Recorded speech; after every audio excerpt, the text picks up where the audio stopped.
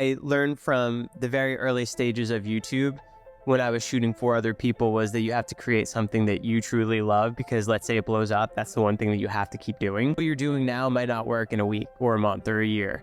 So you really just gotta really plan ahead and think about what you want to do and how you're doing it. How do you stay authentically you though when you're constantly trying to maintain these viewers? You have to try and just keep adapting and changing, because the algorithm is ever evolving and changing every single day. What's the best advice you've received and from who? Keep going. Really just keep going, because eventually you'll either find a way around it or the thing will happen. This is Andro Mammo. Welcome to another episode of One-on-One. Over the last couple of years, my next guest has paved a name for himself on the internet. Some may know him as, it's Joe. My guest today is a content creator. He's a podcast host. Today, I have the pleasure of going one-on-one with Joe Vulpis.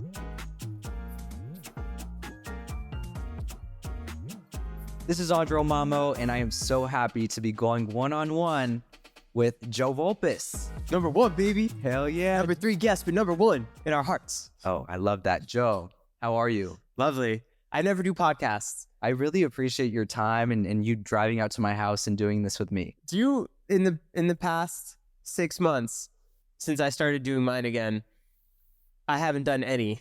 And I was like, I should probably be on the other end just to see how it feels again. Wow, I feel honored, and now I have a lot of pressure on my shoulders to make sure that this is incredible. But I've known you for a couple of years now, and we've worked alongside each other with just different projects. And I've always just been very drawn to you just because I feel like you and I think very similarly, and we have a similar approach to content creation and life and just what we're trying to build. So I just wanted to get in your head and just see how you think and how you got to where you are right now. Dive in. So let's talk about your upbringing. What was that like? I was trying to say something funny. It was good. It was cool. I always had a camera in my hand. So I was really fortunate at a young age to know kind of what I wanted to do. Mm-hmm. And it just so happened to be the next big thing. And I've said it before, but I'm so fortunate that it wasn't horseback riding that drew me in, because that hasn't blown up yet. Mm-hmm. But filming and editing, and I kind of discovered the internet at a really early age, to the power of it. Mm-hmm. And right from my very first videos, I was posting, I think as a sophomore, and the upperclassmen who were on the internet also saw my videos, and they'd come up to me and they'd say, cool video. And that was just wow, the coolest reach that I had. And this is in 2008, 2006. Whoa. And I didn't realize that was just happening. And I felt like I almost had the secret little community of people who messed with me and thought that my creative thing was cool. Do you remember the first creative thing that you saw that kind of made you want to say, I want to pick up the camera? It was Blink-182 did these tour diaries. Uh-huh. And Sum 41, I was really into music, and some of them had CDs, and it was basically like a tour vlog. Yeah.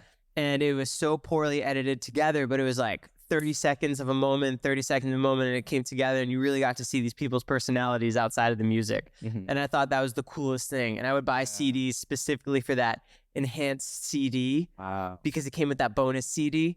And I thought, this is so cool. And I started going onto YouTube, and from there I found Smosh and this other sketch group, and I thought comedy sketches were the funniest thing.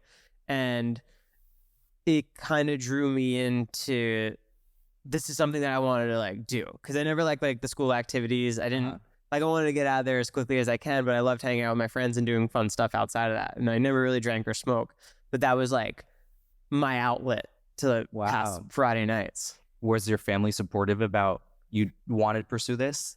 They were supportive, but it was scary. And in their defense, when I was 18, I said I wanted to go out to California. We didn't know anybody, and they didn't really want me to go because it was so far away, which was completely true.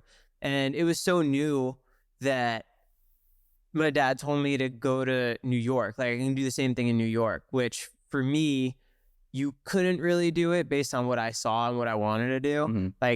Also, California was always just the lifestyle that I wanted. So at the time, though, what did you want to do? Was it more music industry kind of thing, or was it more Like, let's be more creative. Like, let me be on camera kind of thing. I never wanted to be on camera. Wow. I always wanted to be behind the camera because there's only so many things you can be good at. And Right. for my strengths, it was the creative idea and capturing it and putting people in the lens and the composition of it. Mm-hmm. And that was kind of, I just knew like, that's what I was good at. That's my thing. Yeah. And that's what I always go for, the path of least resistance. Right. Because if I can just chase my strength, like I'll land somewhere positively. Mm-hmm. And that's just what I always tried to do. See, but how did you get in that headspace like so early on? In a lot of ways, was this a sink or a swim kind of thing for you? Like you had to make this work.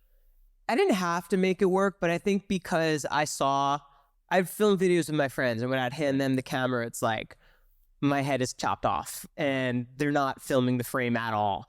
And when I grab the camera, it's perfectly shot, and I'm thinking about the sound and the light and all these things that just came so natural to me were not natural to other people. Yeah. So I always was able to get other people to be in my videos, but it was hard for me to be in the camera because I'd have to watch it back and be like, do one more, but like make sure that this is like, oh, you got to do like, that's completely backlit. Like we got to switch the angle. You're paying attention to the little things that they may overlook. The little things that make the video worth watching. Wow, that's interesting. So would you kind of like dissect every video that you would watch and say, you know what, like I could probably do this better? Yeah, and I still do that every single time. It's freaking sick. When I'm at the gym, I put on my podcast every single day. And from when I started redoing it in August, literally to this morning, it's like, okay, I got to zoom in on her angle a little more. My backdrop could be a little better. There's not as much color on her side. There's so many different things that go into it to make it fun to watch. Because Brandon Rogers, who's another hilarious content creator, he's a hilarious content creator. He says that if something interesting isn't happening on screen, something interesting needs to be heard. So I try and just make sure that something is always interesting, like to visually see. No space. Yeah, because that's kind of when you lose somebody. And even if you think about it, when you're scrolling through TikTok, what are you scrolling through and why are you scrolling through it? Like, why is it not capturing your attention? Yeah. Maybe because it's not lit properly. It's dark. You don't see what's going on. There's no text to capture your attention. There's just so many factors that go into trying locking in that person throughout the whole video. Mm-hmm. And speaking on that, like obviously we're in 2024 and the evolution of social media and these platforms is evolving very quickly. In your opinion, do you think it's hard to create content in 2024? I think it's harder to get into it because as a newcomer, you have to try and factor in all those things. But if you become obsessed with it, you can try and figure it out. When I first started doing my podcast run now, I keep saying this because I had a partner in my podcast and then he left, but then I wanted to keep going with it because I always loved podcasting. So it went from just me and my co-host to now me and a different guest every week, which is completely different. And I had to figure out how to make that interesting because at the end of the day, I'm also interviewing other people now. So I have to try and figure out a way to get that new audience who's there for that guest to tune in for the next guest. Mm-hmm. And there's just a lot of different factors that you have to think about now to try and make it seem recurring and try and get the person to want to come back. How do you stay authentically you though when you're constantly trying to maintain these viewers? The recurring factor is always going to be me, so you have to be authentically yourself. Mm-hmm. And I learned from the very early stages of YouTube when I was shooting for other people was that you have to create something that you truly love because let's say it blows up, that's the one thing that you have to keep doing. Yeah. And it's really hard to pivot out of there. So the one recurring thing is me. And I've only had people on that I'm genuinely interested in. So whether it's somebody from a reality TV show or a former CEO or just a friend, I'm asking the questions that I'm interested in, that my age group might be interested in, that my audience might be interested in. And regardless if you like the guest or not, somebody always has something interesting to say about their story of how they got there. Yeah. I kind of want to break it down. So obviously, yeah, you mentioned that you were filming for a lot of different creators. Do you prefer being the brains behind the video or do you prefer now being the face of the video? I don't really have a preference. I I love both ends because they both have positive experiences and positive outcomes from it. Just yesterday, I shot for somebody who was doing this new launch, which I can't say. But that was the first thing that I've done like that in a while. And it's so exciting because I got to bring my gimbal that I normally don't use and my drone that I don't get to use. And I get to just be behind the camera and like, hey, let's go over here. The lighting's sick. Oh, let's run over here. Like you have a bounce line. You're like, let's do this. So it sharpens my skills for that. But then it's also cool to be in front of the camera because then I can steer the conversation for whatever I'm trying to get to. What do you think is the biggest difference creating like a video per se and then on the converse creating a podcast? Video in what sense? What do you mean? Like, for example, like working with another creator, right? Like you're putting that video together, you're directing that video, helping them make it what it is. And then now you have this personal project with your podcast. What's the difference in the approach to the video? Targeting who the audience is and seeing really what they want to hear or see or understand. So if it's a comedy video, I have to approach it different than a podcast, which might be a little more intriguing because right away you're trying to make somebody laugh and you want them, like that's really what the point of what you're trying to get across. But they both have pretty similar aspects of how you have to approach it. Yeah. And at least for me, I always like doing it in a setting where I know the battles were going to be. So is it a nighttime shoot? Is it daytime? Is the sound going to be an issue? Are we recording next to something that's going to be loud? There's just a lot of things to factor in, at least for me, that can elevate a video from like a C to a B just based on those circumstances. Can you break down your creative process from ideation to creation? I can only speak on my podcast now because that's kind of what I'm doing. But me reaching out to like 100 different people, saying the important things that I need to say to try and lock them to come over to my house to do a podcast. And what people don't realize is 90% of the time, you're not getting a response from these people. Ghosted. And you're disappeared. It's like a loop. And then when you get that one yes, it's like, okay, like, oh, it's that rush. Yeah, like you get like this high and then you do the interview and then it's like, okay, now I got to do this again. Now I got to send out 100 emails and just hope one reaches. But does that take a toll on you? No, I have no shame. I think that's a lot that has to do with it.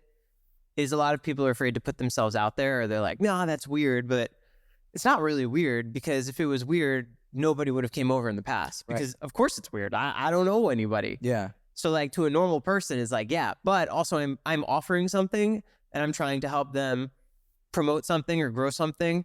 So it's more of a business type of thing. It's not, I don't think anything's weird. And if it's weird, you have to approach it differently. If you had a looking glass as a kid, right? That kid that was so eager to do this.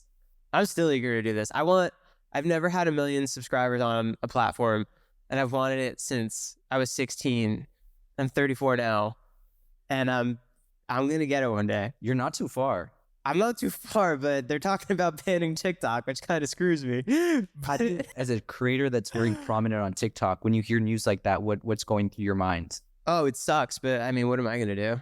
I mean, but let's talk about that though. Like in a lot of ways, this could mess up a lot of different things, right? Like for what you're doing. Totally. You know, like I think that's a lot of my relevancy is on TikTok. So if that disappeared, like what happens? You have to pivot. See, and that's another crazy thing about you that I've witnessed. You're very great at pivoting. Thanks. Yeah, like for example, like when your co-host left the show, another co-host could have been like, you know what, like I'm ending the show completely. But you were like, no, I'm still gonna make it what it needs to be and what you envisioned for it in your mind. And now it's like seeing what it is now, I'm like so happy for you. It's inspiring to see what you're doing. Thanks. Yeah, no, because like literally the first time I met you, you were holding a camera, you know, behind the scenes. And now it's like, I really see that you're passionate about the podcast. I think podcasting is incredible. I think that long form of, I don't even want to say entertainment. I feel like it's like edutainment. Because there's nothing, like you can learn so much from that long form conversation as opposed to the prior types of conversations where it's like 8 minutes and it's capped and you're not getting that full authentic conversation, and the person's just there to like hit the points and that's it. Like a podcast really dives into the thought process of how people think and why they did it and how they got there. Has there been like a favorite guest that you've had that's very like eye-opening? I feel like everybody is cool in their own way. I think maybe the approach of how I got people is the coolest. There's this band Neck Deep that I didn't get confirmation that it was actually happening. It might have been the day of, and it was like a 50% chance. And they're one of my favorite bands. And I did all the research and I did all my questions and I was so excited. And I'm like, my wife was like, are we going? And I'm like, I think so. We gotta wait. Yeah. And then once I got that email confirmation, it's like, you're on for today at 2. It's like, we gotta go. It's like one of those situations where it's, you got to stay prepared for what happens. Like, and that's the best. Right? Yeah. But you also can't have your dreams crushed. Like Insane Clown Posse was supposed to come on, but then they had to cancel that day. But it's going to happen. I want to talk to them so bad. You just got to roll with the punches. You can't let that stop you. No, not at all. In your whole career, when's been a time that you've bet on yourself and it's worked out? I think moving to California. Yeah, let's talk about that. You drove here from New Jersey. Yeah. First, why? Like, why didn't you just fly? I always want to drive across the country. Was that everything you expected it to be? Yeah, I know. Maybe. I guess. Would you do it again? Hell yeah. I do a different route. Wow, that's cool. I mean, this country's so sick. There's so many things to see and so many things to do. And it was like on my bucket list. I'm like, I want to drive across the entire country. And when you accomplished it, it's like... Yeah, and it was the way that I looked at it was so stupid, but it was like two birds. It was like, okay, I want to move to California and I want to drive across the country. I might as well just do both in the same thing. Yeah. And I figured I'd try California for a year, and if it didn't work out, I'd just move back to New Jersey. That's crazy. Was it a big adjustment from New Jersey to California? In hindsight, yeah, but at the moment, it didn't really feel like it. It kind of just felt like that was just the natural flow of things happening. You know, there's definitely somebody that's watching this and they're probably sitting in their house and they're like, you know what? Like, if he could move to California to pursue this, I could too. What advice do you give them? Well, I didn't know anybody. I knew my roommate who was from my town. And I asked him, I was just like, what part of town should I move to? Like North Hollywood, Burbank, like there's all these different places. This Studio City where all the studios are, I had no idea. And he was like, we're looking for a new apartment in 2 months. If you wait, we can all move in together. Right. And he was just a guy from my town. Like I kind of knew him, but not really.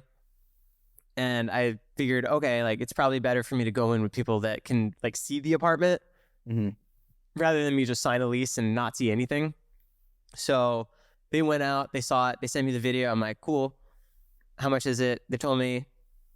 They signed the contract. I moved out.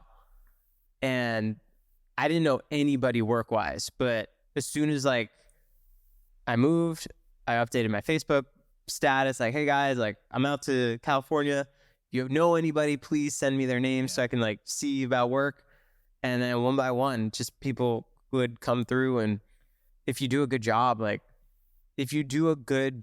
everyone wants to be the person to recommend that guy, and I tried to do that every single time. It's amazing. Wow, that's so good. Like that shifted my mindset right there, actually. Because literally it was a ladder. It was like I can still remember like who I got and who recommended me, and it was just like every other day doors got opened. Every single door was open, and it's like I didn't get paid for stuff, but I knew that if they liked me and they liked my work, eventually they'd pay me, because like not everyone has work that they can offer right away, but brand deals were like becoming a thing. So when people got brand deals, it's like, let's hire Joe. He shot all this other stuff for free for me. Let's hire him. Yeah. Get him paid. Recommend him to somebody else. And then from there, just carry on like that. Would you say that you are somebody who's always pursuing the passion? Yeah, I guess, right? Right, yeah, I am. Yeah. Like for me, for example, like I called KTLA for a year straight until they brought me on for the first time. Oh, yeah. Yeah, definitely that. It's more about like, how bad do you want this? Yeah, I mean, I message the same people, like the same message every couple months. Can you come on my podcast? Me too. And some people say yes on the fourth message. They're like, oh my God, I didn't see that. Or yeah, I'm down. Yeah. How do you balance creativity with normal life? For example, Are you looking at everything as content? Yeah, but not in like a, oh, this is a problem kind of way. Because this was my hobby and my fun escape in the beginning, and it always was, and I feel like it always will be because I've always had a camera in my hand. Right. So it's like, maybe in the sense of, am I going to post this? How do you overcome like creative blocks? I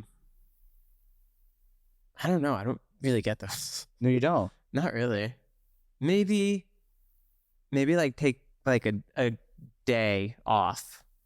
But it's really easy for me to get back into it because, again, this is just what I've always wanted to do. So it's almost like a permanent energy drink. The fact that I'm even in California is just so crazy to me. Like yesterday, I was shooting on the beach in Malibu at sunrise and sunset. And I'm like, what am I doing here? Yeah, what a dream, huh? That's crazy. Cool. It was so crazy. What's been your favorite moment that you've been a part of? Whether it be behind the scenes or in front of the camera.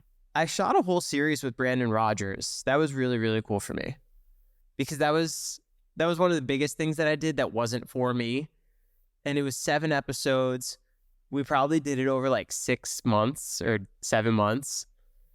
And there were 7 episodes, like 10 to 25-minute episodes each. And it like won awards for him. So the fact that I was able to shoot it was really, really cool. And the fact that he wanted me to be part of it, because his channel is like iconic. Yeah. And the fact that I was there was cool to see how he works.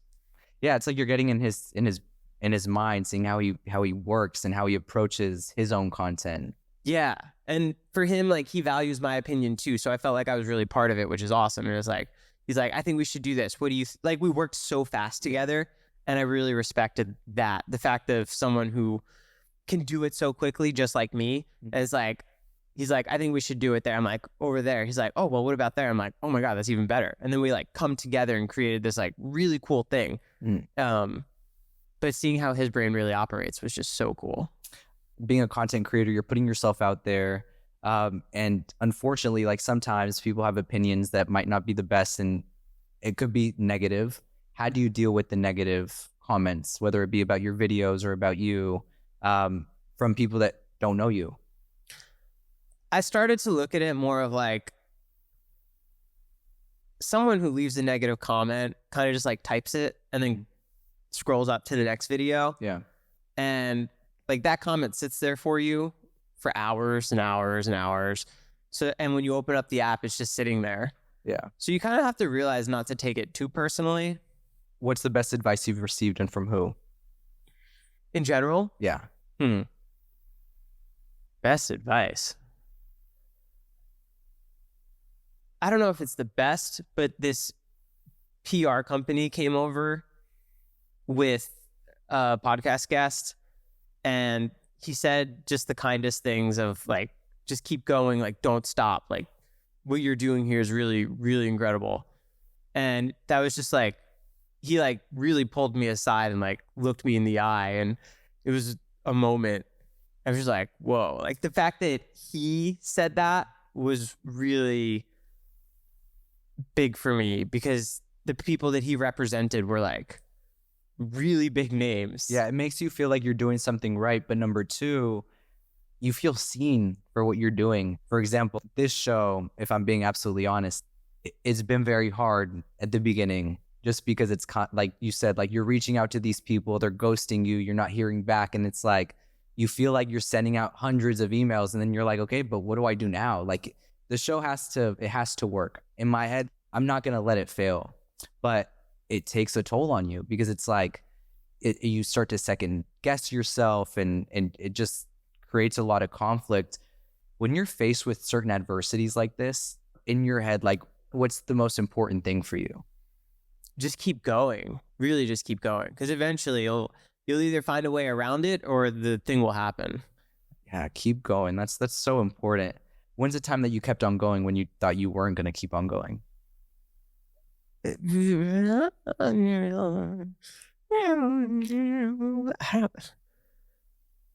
don't know. Because I think I've always had that mindset of just keep going. And like when something I think I was doing like food reels on Instagram for a while, and I was doing one a day. But after 3 or 4 months, like literally nothing came from it. Yeah. Like nothing. And I had to figure out, okay, am I going to keep doing this? Because there wasn't even like there, when you do something, like there's signs that what you're doing is working. And when I was doing that, like no sponsorships, no followers, like the engagement was just doing normal, like nothing like popped off. So I kind of had to figure out like, what's wrong with this? And like, is it the setting you're doing it in? Is it your intro? Is it the quality? Is the quantity? And from there I kind of just had to pivot what I was posting, and I figured out to do more like vloggy style stuff, because that's what people really wanted to see from me rather than what I was doing. Yeah. Joe, in your opinion, how do you define success? I think just being happy, to be honest. It's not even like a numbers thing. It's, am I happy doing what I'm doing? Are you happy doing what you're doing? I'm very successful. Yeah, me too. I love what I'm doing. This is so cool. Let's leave on this. There is definitely somebody that's watching this that sees you, that sees all your content, and they say, you know what, like literally, if he could do it, I could do it. What advice do you give them in that pursuit of making their dreams a reality? Just keep doing it. Really just keep doing it. Don't stop. Keep doing it. And like, you got to really self-analyze it and look at yourself as the harshest critic, and look at yourself as the best critic, and look at yourself as somebody who's just passing by and being like, okay, what works for that mindset? What works for this mindset? And you have to try and just keep adapting and changing, because the algorithm is ever evolving and changing every single day. So you really just have to keep changing it, because otherwise it becomes a little stale. What you're doing now might not work in a week or a month or a year. So you really just got to like really plan ahead and think about what you want to do and how you're doing it. What's next for Joe? Wow. Shoot for the stars. WrestleMania. You're going to get in there. Me versus Logan Paul. Call him out. Logan, WrestleMania, brother. I don't know. I don't know. It's just really just keep going. Like I just love podcasting. I think it's so cool. I think it's such a special art form, and I love listening to them. I think that's why it's like so cool to me, because I'm such a fan of the entire vertical. Yeah. So the fact that I'm able to do one is really, really cool for me. Everybody, make sure to check out his podcast, the Lightweights Podcast. Joe, I really appreciate your time. Thank you. What kind of research did you do for me? What'd you do? I did a lot of research for you. Spill it. Famous birthdays. I look at the oldest videos. What does it say? What year I'm born? If I'm not mistaken, was it 1996? No. Oh, I'll take 91? it. Yeah, 1990. 99. Yeah, right? Yeah, but at first it was 1991. What else did you do? Man, I just looked at all your stuff. I feel like also, though, too, like the fact of the matter that we talk on the phone like once a week, like we could break that fourth wall if people, if you're willing to talk about that. But I don't know if, did I reach out to you first or did you reach out to me? I think you reached out to me and you were like, it had to be the Caleb Braxton podcast. Yeah. And you were like, dude, that was so sick. And then I was like, thanks so much. And then you like kept going with it. I'm like, oh, you like wrestling. Well, that's the thing. So when I first, because obviously I've been keeping up with you and I've been, listening to your podcast. So when I saw you kind of like crossing over and interviewing WWE superstars, people that know me know I love wrestling. Like the way that I got into wrestling was when I was 7 years old. I got two uncles that are 3 years older than me. That was the way that we bonded. Every Friday, we'd be sitting around like the TV, just watching our favorite, like, I think it was like Friday Night SmackDown, for example. We just like sit there and like wrestle each other. But over time, I got to interview Stephanie McMahon and, I was in that world for a little bit and I watched a lot of wrestling interviews, but the way that you approached Kayla's was just different from a lot of them. And I just needed to give you your flowers for that. And that's just, I feel like how it kind of like snowballed. So the more that you're doing these like wrestling interviews, you and I are kind of like connecting and I'm kind of helping you just like with the approach. And like, for me, it's just such a crazy experience. And I'm so thankful for it because in a lot of ways, it feels like I'm living kind of like vicariously through you. So when you say that I approached the Kayla one differently, how?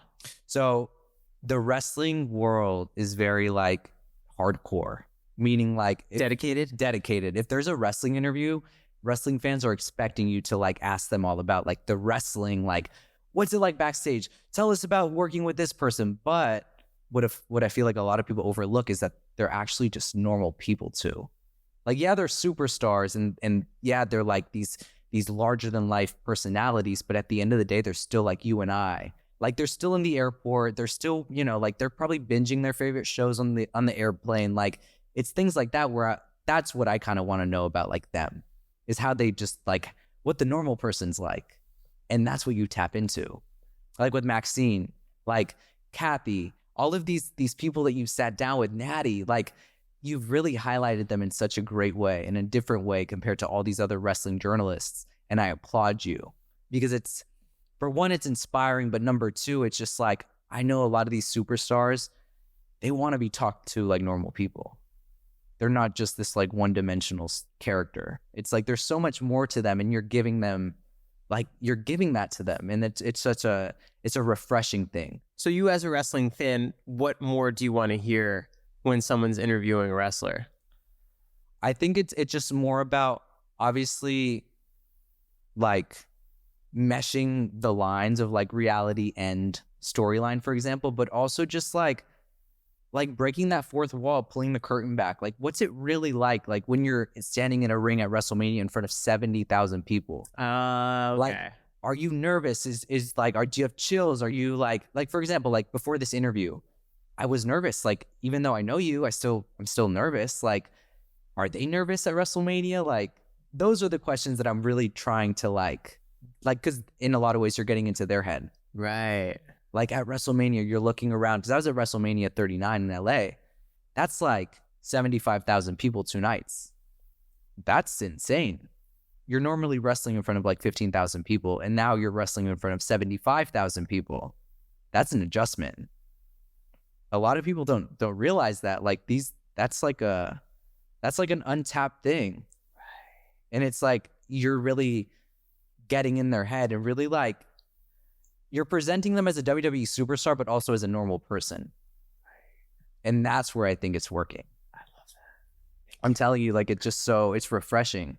Like, I listen to them genuinely, and it's like when you mentioned like Kevin Owens for Kathy Kelly, I knew she appreciated that, because it's like, you know, you could have easily just asked her about like backstage interviews and just that side, but you also just like delved into it. Like what's Kathy really like? And that's where it worked. I loved it. I applaud you. I wanted to give you your flowers. Here are your flowers. Like, oh, these are for me. It's such a refreshing space. Also, just because you know this too, that industry, it's just very saturated. So the fact that you're just doing it differently and you're approaching it differently, I'm telling you, like, and I told you from the very beginning, I really think it's gonna work. So congratulations. Yeah. Right? Like, yeah, I mean, I hear it, but then at the end of the day, when I'm like comparing it to other podcasts that I listen to, I'm like, what did I really do differently that actually resonated with somebody? Let me ask you this though, because I know you're somewhat passionate about wrestling. Compared to like other interviews, right? Like, how do you approach this one differently? I think it's that. Like, I've always been so fascinated with the mindset. So it's like, when you go out in front of 70,000 people, like, what are you thinking? No, like, are you gonna trip? It's little things like that. Like, I just don't understand like why these like wrestling journalists, they're asking the same questions for every interview. And it's like, I know why a lot of these superstars don't do interviews, period. It's because they're literally asked the same questions every time. For example, like, it's a very similar quality that you have to like a Howard Stern, where you're not like only like on one topic, but you're on multiple topics, and you're kind of like pivoting from each one very gracefully, and you're literally touching on like multiple things, and it's not like you're putting them in a box. I love that. My guy, I applaud you. I really think that like, I think you're going to be at WrestleMania. Headlining? Hey, Logan Paul, you better hold on to that championship tight, because Joe Vulpis, he's about a slap you in your face just like the Rock slapped Cody Rhodes. Whoa, what if he sees this? Don't say that. No, just kidding. He wants to tag team with you. Yeah. No, but you know what? Like, let's talk about that real quick. If you could step into the ring against one superstar, who would that be? Because I think Logan Paul was probably asked the same question. He wrestled a match tag teaming with The Miz, and it's like, now he's a champion. Like, would you ever get in the ring? I mean, I wouldn't be good at it, but sure. It would be like, I'd get destroyed. Yeah. Dominic Mysterio. Yeah. I think the way that, when I saw him live, he like stole the show. Dude, he was Dominic so captivating. Go right now. Like, he's my favorite character right now on television. Is he? Yeah. Just because it's kind of like, I knew a lot of guys like that in high school. You know what I mean? Like, just the bully, like the dude that thought he was like the shit. So to see him like do that, but also he kind of like left the shadow of his dad, and a lot of people really didn't think that he was gonna like do that. And he's really flourished with the Judgment Day. So I think it's really cool, and it's a testament to him too. He bet on himself and he really made it work. Was he in the shadow of Ray? I feel like when your dad is a legend like that, it's just a lot to live up to. So oftentimes the children of superstars don't really reach the level of success that their parents may have. Right. I feel like a perfect person to like look at right now is Charlotte Flair. Like, yeah, she might have been in the shadows of her dad for a little bit, but she quickly overlapped that. Like, she kind of said, I'm paving my own path, and she did. Right. So I think Dominic is in the same conversation. Interesting. But we went off topic. I am so happy that I went one-on-one today with, it's Joe Vulpis. Thank you so much for your time. Where can people find you? Lightweights Podcast. That's going to be linked down below. Give this video a like, or else Andro is going to wrestle you on a TLC match coming this at the Thunderdome. You are ready for me. Subscribe. I'll see you next week. See ya.